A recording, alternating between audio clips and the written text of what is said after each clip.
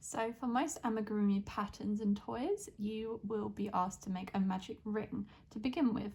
And a magic ring is probably the step that most beginners find quite difficult. So I'm going to be doing the chain 2 method in order to make my magic ring, because personally I find it a lot easier. It's the method that I use, and I think a lot of beginners find it a lot more easier than the traditional magic ring method. You can still use the traditional method if you would like, and that is the method that you're used to, but I'm going to be using the chain 2 method because they both do kind of the same thing. So take your yarn and your hook, and with your yarn you are going to make a slip knot.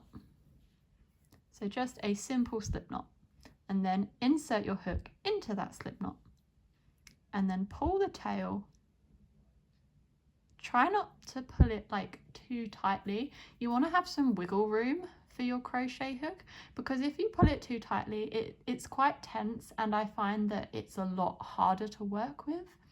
So having a bit of wiggle room is quite beneficial. So then what you're going to do is you're going to chain twice. So how you chain is take your hook and yarn over. So now you have your yarn wrapped around your hook.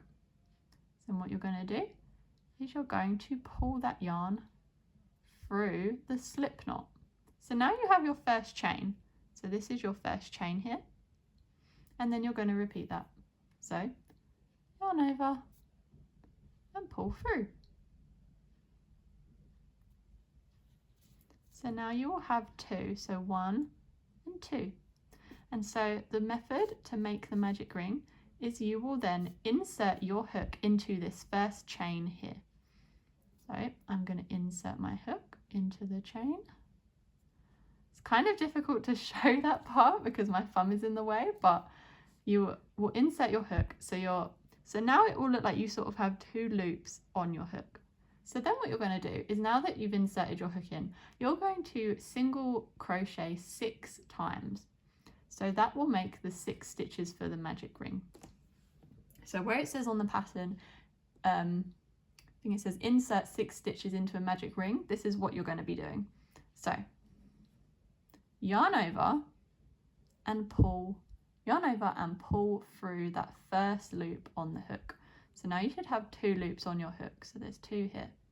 Then you're going to yarn over again and pull through both the loops on the hook. So that is how now you should have made a single crochet. So that's your first one. So you're going to have to do that 5 more times, and you're going to be inserting into the same hole. So the hole should look quite a lot more bigger now. So it's a little bit more obvious. So you're going to insert your hook back into the hole, yarn over, pull through the first loop on the hook. So now you have 2 loops on the hook, yarn over and pull through both loops on the hook. So now you have your second stitch in the magic ring. So now you need to do that 4 more times, and it will make the 6 stitches of the magic ring. So I'm going to do that now. 3, 4, 5, 6. So now you have 6 stitches in your magic ring. So 1, 2, 3, 4, 5, and the 6th is still on the hook here. So this is your 6 stitches. So you'll probably notice that there is quite a large hole in the middle. Now that is really easy to fix. So I would recommend taking your hook out for this. So turn it over and you have your little tail here.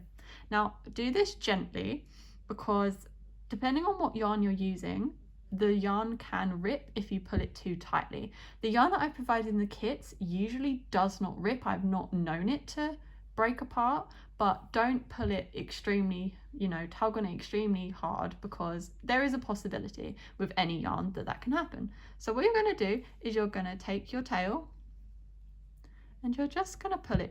I put my 2 fingers here between because I find that it helps, and just pull it tightly, or gently is what I meant. Pull it gently and it's closed. And that is how you make a magic ring using the chain 2 method. So the magic ring is sort of the base of a crochet project, especially for amigurumi toys, and you will work into this, and then you will create a project. So this is your little starter.